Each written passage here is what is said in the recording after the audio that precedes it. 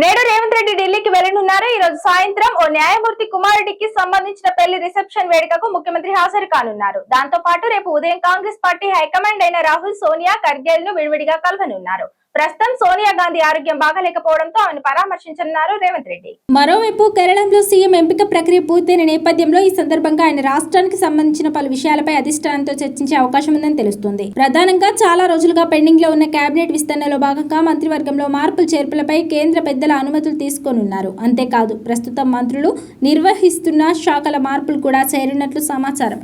4 రాష్ట్రాల ఒక కేంద్రపాలిత ప్రాంతానికి జరిగిన ఎన్నికల్లో కాంగ్రెస్ పార్టీ కేరళలో ఘన విజయం సాధించింది. మరోవైపు తమిళనాడులో విజయ్ పార్టీకి బయట నుంచి మద్దతు ప్రకటించింది. త్వరలో ప్రభుత్వంలో 2 కీలక పదవులు తీసుకోనుంది. ఇప్పటికే కేరళ నూతన సీఎం అభ్యర్థి తేలిపోవడంతో రేవంత్ రెడ్డి రేపు కాంగ్రెస్ పార్టీ పెద్దలతో సమావేశం కాబోతున్నారు. రాష్ట్రంలో జరిగే రాజకీయ అంశాలను ప్రస్తావించనున్నారు. ప్రధానంగా కేరళంలో ఘన విజయం అనేది కాంగ్రెస్ పార్టీకి చాలా బూస్టప్ ఇచ్చింది. ఓ రకంగా దేశంలో కాంగ్రెస్ పాలించే రాష్ట్రాల సంఖ్య 4కు చేరింది. తెలంగాణతో పాటు కర్ణాటక, హిమాచల్ ప్రదేశ్తో పాటు కేరళలో అధికారంలోకి వచ్చింది.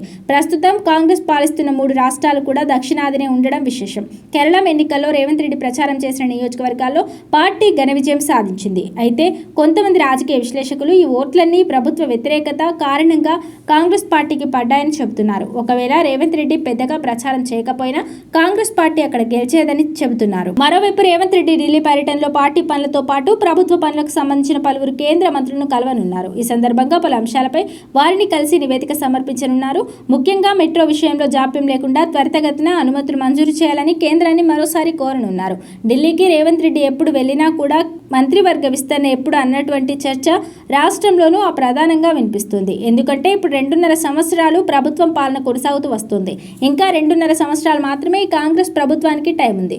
వచ్చే ఎన్నికలు 2029లోనే ప్రారంభంలోనే జరిగే అవకాశాలు ఎక్కువగా ఉన్నాయి. ఈ నేపథ్యంలో తెలంగాణ మంత్రివర్గంలో ఖాళీగా 2 స్థానాలను భర్తీ చేసే అంశంపై పార్టీ పెద్దలతో చర్చించనున్నారు. ముఖ్యంగా చిన్న కోమటిరెడ్డితో పాటు విజయశాంతికి క్యాబినెట్లో తీసుకునే అంశంపై చర్చించనున్నారు. వీరిద్దరూ కాంగ్రెస్ పార్టీలో తిరిగి తీసుకునేటప్పుడే మంత్రివర్గంలో తీసుకుంటామని హామీ ఇచ్చారు. ఈ నేపథ్యంలో కోమటిరెడ్డి రాజగోపాల్ రెడ్డితో పాటు విజయశాంతి పార్టీలో చేరారు. అంతేకాదు రాబోయే మంత్రివర్గ విస్తరణలో వీరిద్దరికి చోటు కల్పించడం ఖాయమనే ముచ్చట వినిపిస్తోంది. మరోవైపు ఇప్పటికే క్యాబినెట్ లో ఉన్న కోమటిరెడ్డి వెంకటరెడ్డితో పాటు మరో 2ని తొలగించి క్యాబినెట్ ను పునర్వ్యవస్థీకరించనున్న వార్తలు వస్తున్నాయి. ముఖ్యంగా మంత్రివర్గ విస్తరణలో సామాజిక, ఆర్థిక అన్ని అంశాలను బేరీజు వేసుకొని తగిన నిర్ణయం తీసుకోనున్నారు.